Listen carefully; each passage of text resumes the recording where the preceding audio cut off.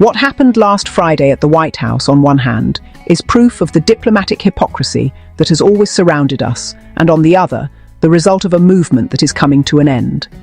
A movement represented by an insidious force that corrupts moral values and degrades human behavior.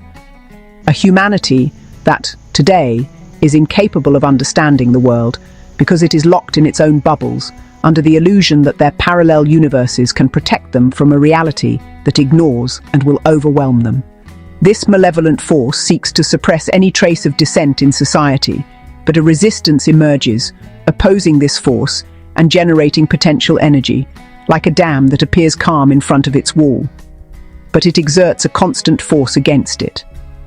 This potential force is, on the social and political level, the conservative movement that threatens to break this wall. And what we witnessed live is the straw that broke the camel's back. Here is Zelensky, in his usual attire as a man of the people who once deceived the naive leaders of the left, now seems to be suffering from cognitive dissonance and acts recklessly.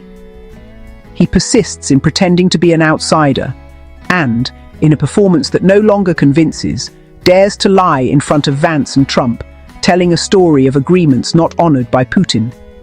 If even Merkel admitted that the Minsk agreements were aimed at buying time while arming Ukraine to massacre the Russian-speaking population of Donbass and Lugansk, Zelensky seems to forget that those in front of him are the ones who pay the salaries of his officials and finance his trips around the world, where he exhibits his delusion, asking for nuclear weapons and a European army on his territory.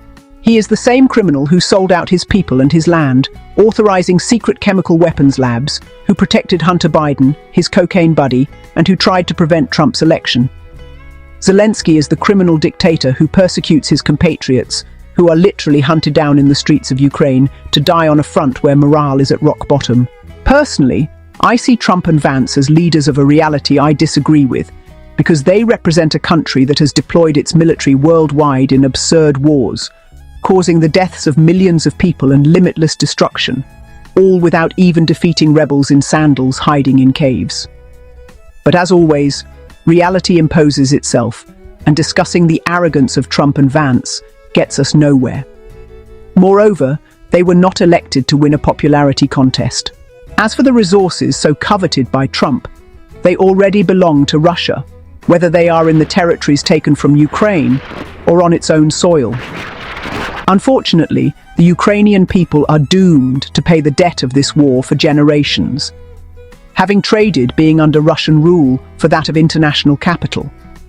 And for now, Zelensky is closer to getting a place in Guantanamo than retiring to his Italian villa, bought with American people's money and Ukrainian blood. For those who haven't realized yet, because they live in the bubble of official narratives, the reality is that Mr. Zelensky is already politically dead, and his death sentence was pronounced at the White House, live. Thank you for watching, and don't forget to like and subscribe to the channel. Good luck and good health to everyone.